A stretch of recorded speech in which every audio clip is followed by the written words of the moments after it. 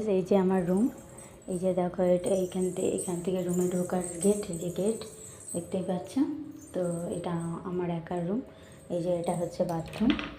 এই যে দেখো, এটা বাথরুম, বেসিন পুরোটা।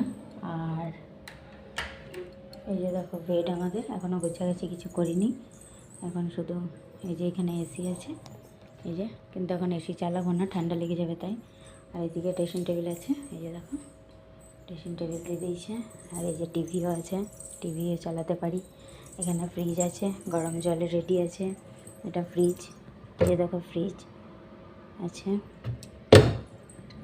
আর এটা হচ্ছে আলমারি, এখন আলমারিতে কিছু রাখিনি, তো এই যে পুরোটাই ফাঁকা আছে দেখো। এই যে পুরোটাই এখন ফাঁকা আছে। আর এইদিকে দেখো গাইস, জানলা আছে পুরো, বাইরেটা দেখা যাচ্ছে, দেখতে পাচ্ছ, পর্দা দেওয়া আছে এই যে। আর এখানে টেবিলে জল আছে, গ্লাস দিয়ে দিয়েছে। এখন আমি এই যে ব্যাগটা রেখেছি খুলে, যা লাগলো নিলাম। তারপর এখানে বেড, এই যে। আর এটা হচ্ছে ব্যালকনি, এই যে দেখো, দাঁড়াও লাইটটা গেলে, এই যে দেখো ব্যালকনি, দেখতে পাচ্ছ, বাইরে মৌসুম ঠান্ডা, বেশ হাওয়া দিচ্ছে, ঠান্ডা ঠান্ডা হাওয়া। পুরো বাইরেটা কি দারুণ লাগে গাইস। চেয়ার আছে বসার জন্য।